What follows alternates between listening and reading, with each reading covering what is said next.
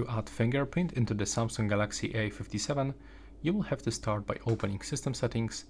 Next, you have to scroll down, open a lock screen and AOD settings, and go to the screen lock and biometrics, input your PIN code, and now go for fingerprints.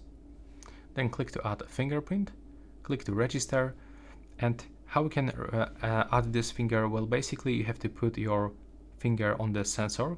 When you get this animation that will fulfill with a green color, it means that it was recognized. You have to remember to scan every part of your finger, like bottom part, left, right, just like this, middle part. Just keep rising and putting it back. If something is not working, you can still scan your second finger, for example.